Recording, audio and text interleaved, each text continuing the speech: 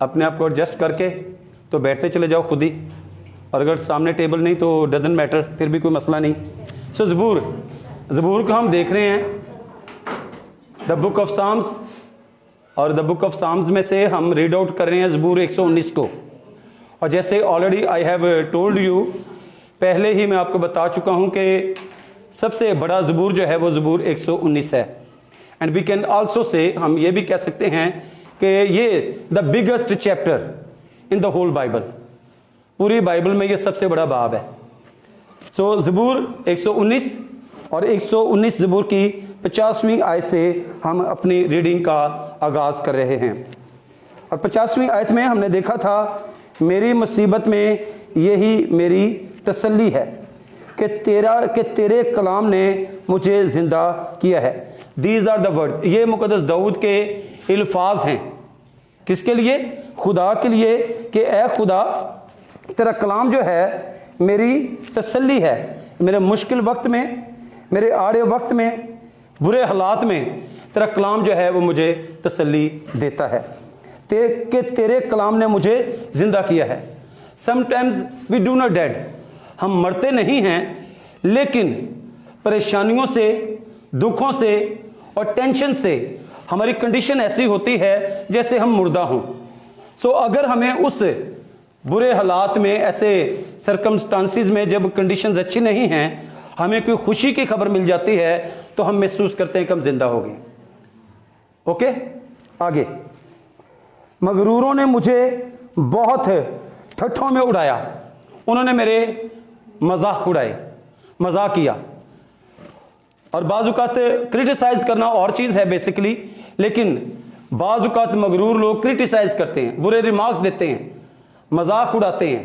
सो ऐसे मुक़द्दस दाऊद बयान करते कि मेरा मजाक उड़ाया गया तो भी मैंने तेरी शरीयत से किनारा नहीं किया। बुरे लोगों ने अपना काम किया, लेकिन मैंने अपनी राह को नहीं छोड़ा, मैंने शरीयत पर अमल किया और मैंने किनारा कशी इख्तियार नहीं की। And this is also a lesson for us. हालात जैसे भी हो जाएं, हमें अपनी राह को सीधा रखना है। और कलाम खुदा में तो हम देखते हैं कि दाएं और बाएं हमने नहीं मुड़ना। आगे है 52 आयत, ए खुदावंद, जब भी है ए खुदावंद, मैं तेरे कदीम अहकाम को याद करता और इत्मीनान पाता रहा हूं कि ए खुदावंद, जो तेरे कानून थे, लॉज थे, जो पीछे थे, जो अब मुझे मिले हैं वो भी, और जितने भी अहकाम हैं उन पर मैंने हमेशा अमल किया है। उन शरीरों के सबब से जो तेरी शरीयत को तर्क करते हैं, मैं सख्त तैश में आ गया हूं। आई फील एंगर, मुझे गुस्सा आता है कि जब शरीर जो हैं वो तेरे आइन को तर्क कर देते हैं। So you have to focus करें, बाइबल पर फोकस करें। डू नॉट अपने विस्परिंग, ये आई डोंट लाइक, ये कोई अच्छी चीज़ नहीं है, अलहदा हो जाए, अदरवाइज कोई मसला है आपका तो। हाँ जी, आयत 54 में है, मेरे मुसाफिर खाना में तेरे आइन मेरा गीत रहे हैं। यहां पे है ड्यूरिंग ट्रैवलिंग, यानी कि मैं जब ट्रैवलिंग में हूं, जब मैं सफर कर रहा हूं, तो फिर भी क्या है, तेरे आइन मेरा गीत रहे हैं। बाज़-औक़ात हम जब सफर करते हैं, and if we are very in God, हम खुदा में बहुत ज्यादा पेवस्त हैं, तो ज़बूर हमारे अंदर, गीत हमारे अंदर होते हैं, और हम बाज़-औक़ात मोटर बाइक पे जा रहे हैं, साइकिल पे जा रहे हैं, तो हम गुनगुनाते हैं खुदा के गीतों को, ज़बूरों को, साम्स को। और यही कंडीशन यहाँ पर मुक़द्दस दाऊद बयान करते हैं, मेरे मुसाफिर खाना में तेरे आइन मेरा गीत रहे हैं, यानी कि जहाँ पर मैं सफ़र के दौरान ठहरता हूँ, वहाँ पर मेरे जो तेरे आइन जो हैं उनको मैं गा कर बयान करता हूँ। ए खुदावंद, रात को मैंने तेरा नाम याद किया है और तेरी शरीयत पर अमल किया है। यहाँ पर खुदा को बताया जा रहा है कि खुदावंद, रात को मैंने तेरा नाम याद किया है, यानी I was in a prayer, मैं दुआ में था। याद करने का मतलब यही है, दुआ करना। ए खुदावंद, रात को मैंने तेरा नाम याद किया है और तेरी शरीयत पर अमल किया है। ये मेरे वास्ते इसलिए हुआ कि मैंने तेरे कवानीन को माना, मैंने फॉलो किया है खुदावंद तेरे कवानीन को। आगे है आयत 57, खुदावंद मेरा बकरा है, यानी कि खुदा मेरा हिस्सा है। बकरा का मीनिंग है पार्ट ऑफ माई लाइफ, मेरी ज़िंदगी का हिस्सा। मेरा हिस्सा जो है वो खुदा है। मैंने कहा है मैं तेरी बातें मानूंगा। ये है अपनी स्टेट को बयान करना, अपनी हालत को बयान करना, इकरार करना कि ए खुदा तेरी हर बात को मैं मानूंगा। I will accept every decision taken by you. ए खुदा जो भी तू फैसला मेरी जिंदगी के बारे में लेगा मैं उसको मानूंगा। मैं पूरे दिल से तेरे कर्म का ख्वाह हुआ, अपने कलाम के मुताबिक मुझ पर रहम कर। मैं पूरे दिल से तेरे कर्म का, मेरी ख्वाहिश हुई, ख्वाह का मतलब है मुझे ख्वाहिश है कि तेरे सारे अहकाम मुझे मिलें। अपने कलाम के मुताबिक मुझ पर रहम कर। मैंने अपनी राहों पर गौर किया और तेरी शहादतों की तरफ अपने कदम मोड़े।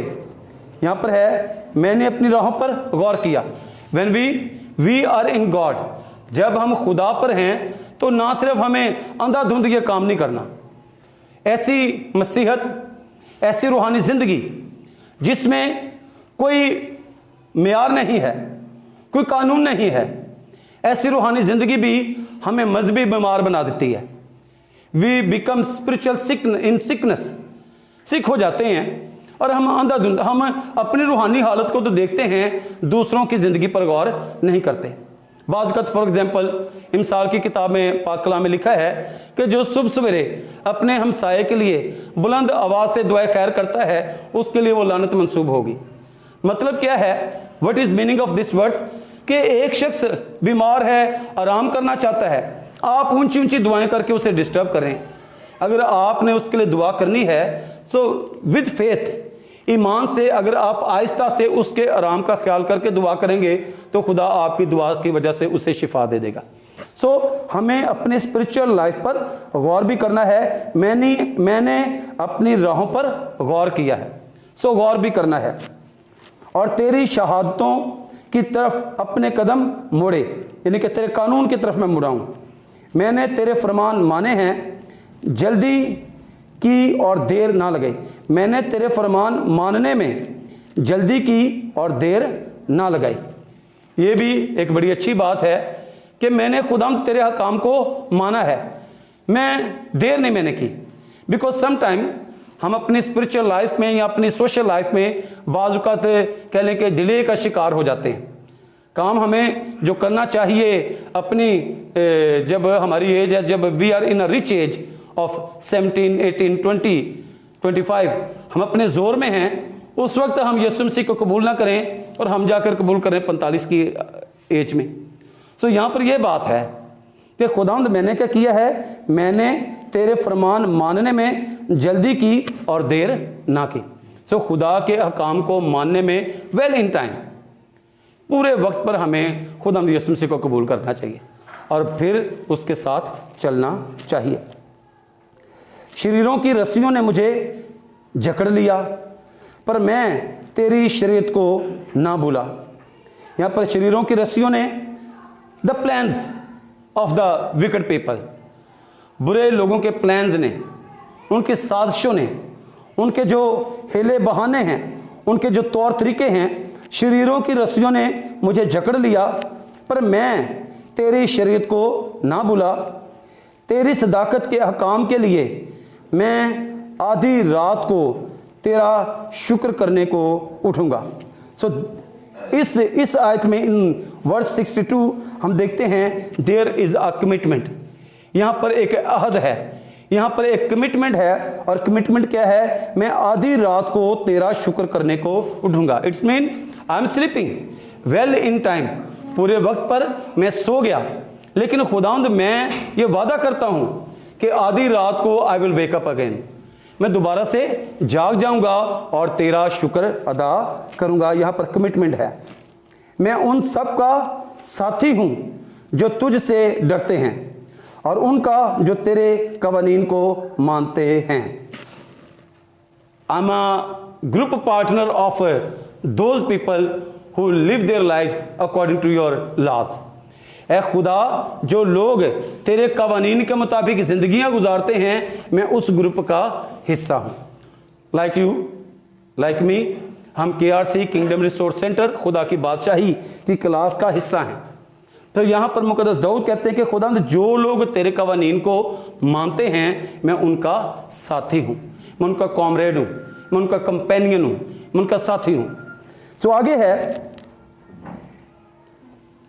ए खुदावंद, जमीन तेरी शफकत से मामूर है, मुझे अपने आइन सिखा। तो ये भी अच्छी है बात कि हम हर वक्त सीखने के तलबगार रहें। और यहाँ पर मुकद्दस दाऊद कहते हैं, ए खुदावंद, जमीन तेरी शफकत से मामूर है, तेरी मोहब्बत से, तेरी शफकत से हर जगह तेरी मोहब्बत जमीन पर नजर आती है, और मुझे अपने आइन सिखा। ए खुदावंद, तूने अपने कलाम के मुताबिक अपने बंदा के साथ भलाई की है। जो तेरे कलाम में लिखा है कि खुदावंद, जो तेरे अहकाम मानते हैं उनके लिए तू भलाई करता है, तेरे मंसूबे अच्छे हैं। खुदावंद, जैसा तेरा वादा इन योर वर्ड, जैसा तेरा वादा तेरे कलाम में तेरे लोगों के लिए है, बिल्कुल वैसा ही तू मेरे साथ कर रहा है। It's mean God is good. खुदा अच्छा है क्योंकि उसका कलाम जो है इस चीज को साबित कर रहा है। खुदा ने जो कहा वो किया, और मुकद्दस दाऊद इस चीज का इकरार कर रहे हैं कि खुदावंद, जो मैं एक्सपेक्ट करता था वो तूने मेरे लिए किया है। मुझे सही इम्तियाज और दानिश सिखा, या वंस अगेन, क्योंकि मैं तेरे फरमान पर ईमान लाया हूं कि खुदावंद तू मुझे सिखा। फिर वंस अगेन, हमें सीखने की तलब होनी चाहिए। तो यहां पर मुकद्दस दाऊद कहते हैं, मुझे सही इम्तियाज, इम्तियाज कहते हैं कि डिफरेंशिएट करना, अलग कर लेना। सो मुझे अलग करना सिखा, सही तरीके से किस चीज को किस चीज से अलहदा किस तौर पर करना है, कैसे फर्क रखना है, ये मुझे सिखा दे। मुझे सही इम्तियाज और दानिश सिखा, अक्लमंदी दे, विजडम दे, क्योंकि मैं तेरे फरमान पर ईमान लाया हूं। मैं मुसीबत उठाने से पहले गुमराह था, पर अब तेरे कलाम को मानता हूं। मैं मुसीबत उठाने से पहले गुमराह था। और यहां पर अल्टरनेटिवली इशू क्या है कि क्योंकि मैं गुमराह था इसलिए मुसीबत मुझ पर आई।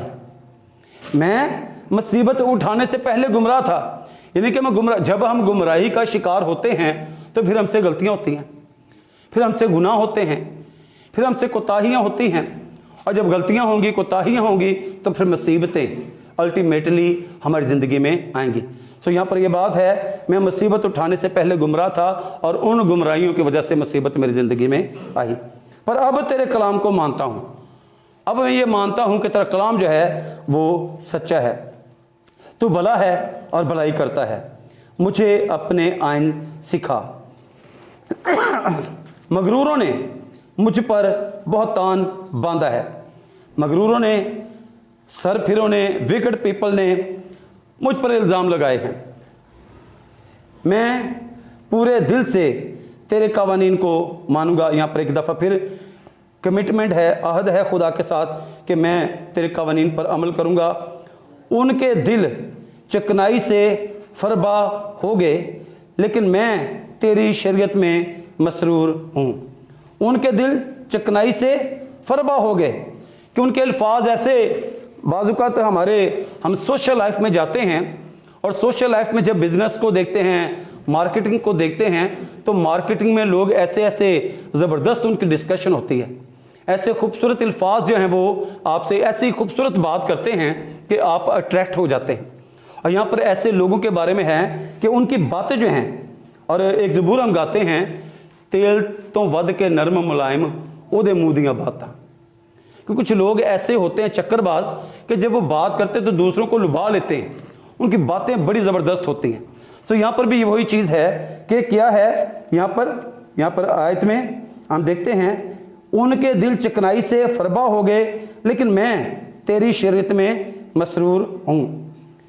अच्छा हुआ कि मैंने मुसीबत उठाई ताकि तेरे आइन सीख लूँ। ये आयत आमतौर पर हम कोट भी करते हैं ज़ुबानी कि अच्छा हुआ कि मैंने क्या है मुसीबत उठाई ताकि तेरे आइन सीख लूँ। जब हमसे कोई गलती होती है ना, तो फिर नेक्स्ट टाइम के लिए हम बड़े जो है विजिलेंट हो जाते हैं। हमें पता हो जाता है हम जा रहे हैं अंधेरे में, चोट लगी, हमारा पाँव लगा, हमें दर्द हुई, तो फिर क्या होता है नेक्स्ट टाइम हम क्या होगा देखेंगे कि कहीं से हमें जो है चोट लग ना जाए। सो विजिलेंट हो जाते हैं।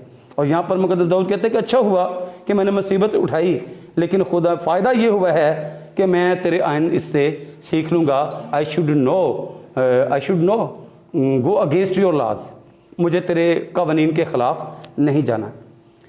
तेरे मुंह की शरीयत मेरे लिए सोने चांदी के हज़ारों सिक्कों से बेहतर है। तेरे मुंह की शरीयत मेरे लिए सोने चांदी के हज़ारों सिक्कों से बेहतर है। तो यहाँ पर वैल्यू है खुदा के कलाम की कि खुदा तेरा कलाम जो है वो सोने से, चांदी से, सिक्कों से बहुत बढ़कर है। और जब खुदा का कलाम हिकमत आपके पास आ जाती है तो फिर आप बहुत से ऐसे काम कर लेते हैं। एक चीज़ आपको नुकसान पहुंचा सकती है, लेकिन खुदा के कलाम की वजह से आप नुकसान से बच जाते हैं। तो आगे बढ़कर in between I will in the mean time मैं कोई ज़बरदस्त सी मिसाल इसके लिए तलाश करूँगा। आगे फिर भी हम बढ़ते हैं, पढ़ते चले जाएंगे। तेरे हाथों ने मुझे बनाया और तरतीब दी, मुझे फ़हम अता कर ताकि तेरे फरमान सीख लूँ। सो तेरे हाथों ने मुझे बनाया और तरतीब दिया, यानी कि खुदा पर यकीन है कि खुदा तूने मुझे बनाया है, मुझे फ़हम अता कर, अकल दे ताकि तेरे फरमान सीख लूँ। तुझसे डरने वाले मुझे देखकर खुश होंगे, इसलिए कि मुझे तेरे कलाम पर एतमाद है।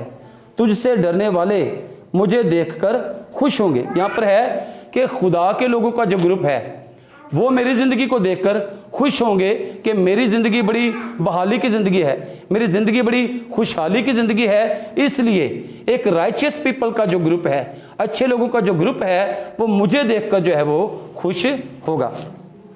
और आगे है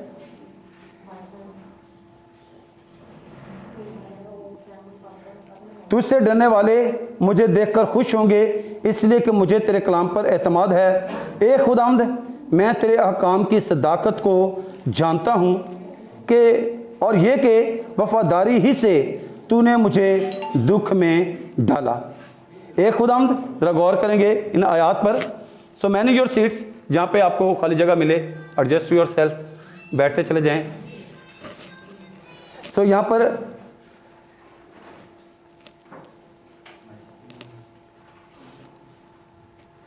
ए खुदावंद, मैं तेरे अहकाम की सदाकत को जानता हूँ और यह कि वफादारी ही से तूने मुझे दुख में डाला। समटाइम्स वी आर टेस्टिफाइड, बाज़ औक़ात हमारी आजमाइश भी होती है।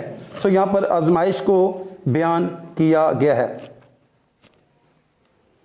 उस कलाम के मुताबिक जो तूने अपने बंदा से किया, तेरी शफकत मेरी तसल्ली का बाइस हो। तेरी रहमत मुझे नसीब हो ताकि मैं जिंदा रहूं, क्योंकि तेरी शरीयत मेरी खुशनुदी है।